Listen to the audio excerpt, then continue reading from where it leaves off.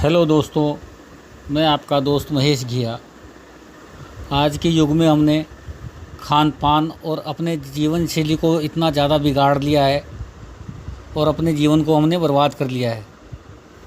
अब आप ही बताइए, यदि एक गाड़ी में पेट्रोल की जगह डीजल या केरोसिन डाल दिया जाए तो क्या होगा? क्या वो गाड़ी चल पाएगी?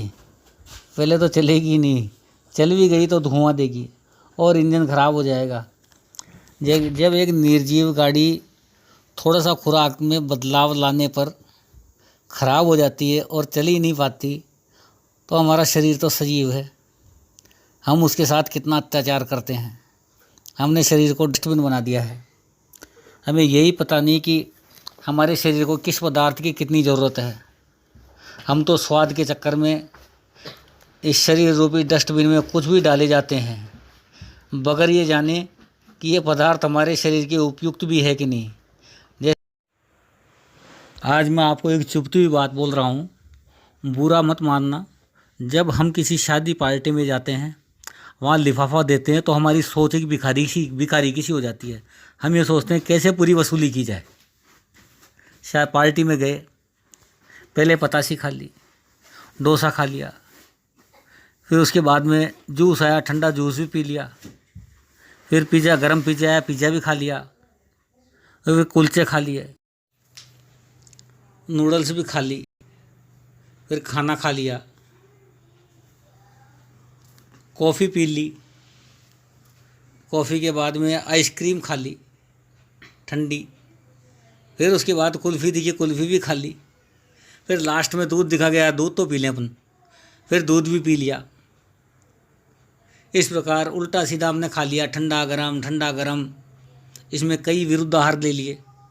इससे क्या होगा? हमारे शरीर, इस प्रकार के खाने से हमारी शरीर रूपी मशीन में विकार उत्पन्न हो जाएंगे, और वो विकार उत्पन्न होंगे, उससे हमारा शरीर कई रोगों से घिर जाएगा। बोलो, अब बोलो।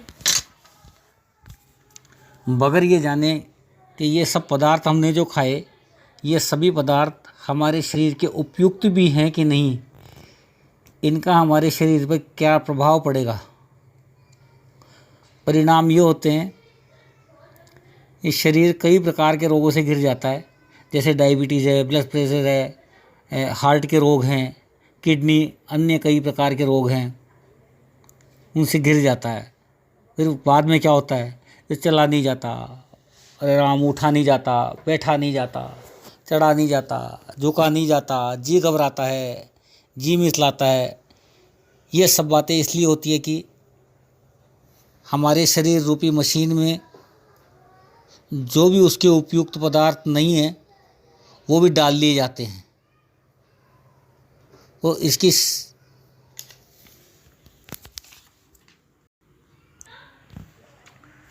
शरीर रूपी मशीन में विकार उत्पन्न हो जाते हैं। इस शरीर रूपी मशीन को सुचारू रूप से चलाने के लिए इसके उपयुक्त पदार्थों का ही इस्तेमाल करो। अपना खान पान और अपनी जीवन शैली को बदलो। ईश्वर ने हमें इतनी सुंदर काया दी है, इसका आनंद लो, लेकिन हमने अपने स्वाद और आराम के चक्कर में इसमें विकार उत्पन्न कर लिए हैं। यदि आप संयमित खान पान और जीवन शैली अपनाते हैं तो सभी प्रकार के रोग और बीमारियां आपके नज़दीक भी नहीं आएंगी। जागो तभी सवेरा। यदि आप आज से ही शुरुआत करते हैं तो मैं विश्वास दिलाता हूं कि 30 दिन में ही आप बदलाव महसूस करेंगे। मेरे बताए हुए निर्देशों के अनुसार चलकर कई लोगों ने अपनी बीमारियों से छुटकारा पा लिया है। कईयों की दवाइयाँ बंद हो चुकी है और अच्छा स्वास्थ्य लाभ ले रहे हैं।